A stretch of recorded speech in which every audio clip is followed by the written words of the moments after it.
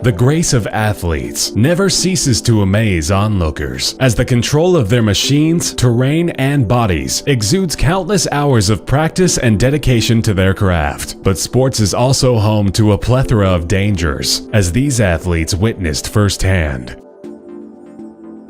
Chuck Hughes, a rising star of the NFL in the early 1970s, was in his prime as he had previously set a number of college records for Texas Western College, including one astonishing feat of 17 interceptions in one game. He was drafted to the Philadelphia Eagles in 1967 and then traded in 1970 to the team he'd end his career with, the Detroit Lions. On October 24, 1971, in a game against the Chicago Bears, Hughes entered in the final minutes as an injury replacement for another player. After a few plays, Hughes suddenly dropped to the ground as he made his way to the huddle, clutching his heart and seizing. Despite medics rushing over to help, Hughes died of arteriosclerosis and is the only fatality during an NFL game to date.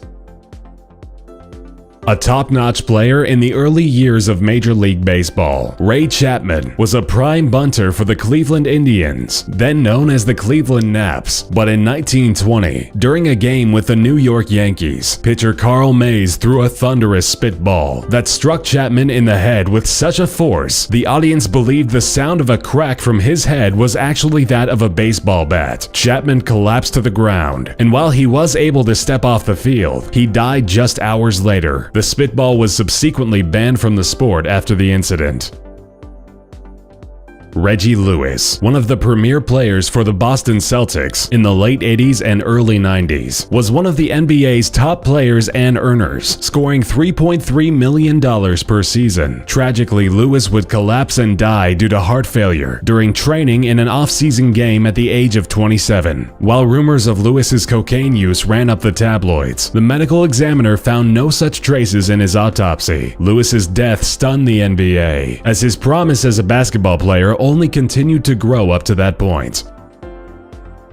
Brazilian Formula One driver Ayrton Senna was, by all accounts, the master of his domain when it came to racing. A winner of 3 championships, Senna dominated the sport for 10 years before meeting a tragic end in 1994 at the San Marino Grand Prix in Italy. As he led the pack into the 7th lap, Senna's vehicle went off track, striking a concrete barrier at 135 miles per hour. Senna was rushed to the hospital via airlift, but was pronounced dead not long after due to his injuries. He is to this day considered one of the greatest racers of all time.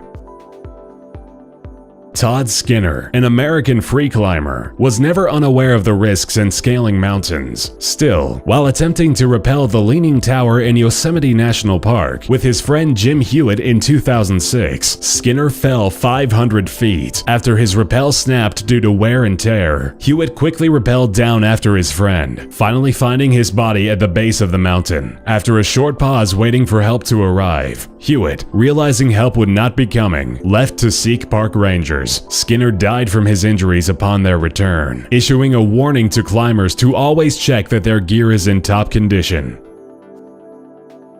American race car driver Dale Earnhardt, also known as the Intimidator, is widely considered one of the greatest drivers the sport of NASCAR ever claimed. After a career of winning a number of prestigious tournaments, Earnhardt was involved in a fatal last-lap crash while driving the Daytona 500 at the Daytona International Speedway on February 18, 2001. His official cause of death, a basilar skull fracture. In 2006, he was inducted in the International Motorsports Hall of Fame, and in 2010, the NASCAR Hall of Fame.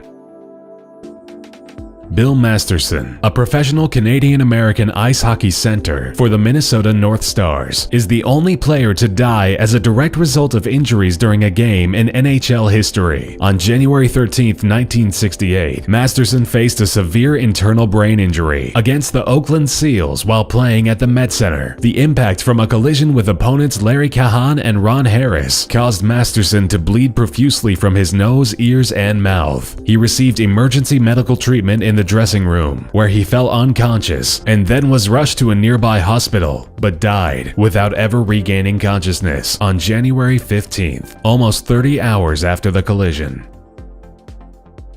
Antonio Puerta, a Spanish football player, led his team Sevilla to achieve 5 major titles during his career with the club, but during a La Liga game with Getafe on August 25, 2007, he suddenly faced a series of cardiac arrests and died on August 28, 2007, the result of arrhythmogenic right ventricular dysplasia. After just 30 minutes playing, cardiac arrest caused Puerta to collapse in the penalty area at home ground Sanchez Pizjuan. A warm tribute to the fallen player was seen on August 31, 2007, when all the participants printed Puerta on the backs of their jerseys in the game of Sevilla versus AC Milan.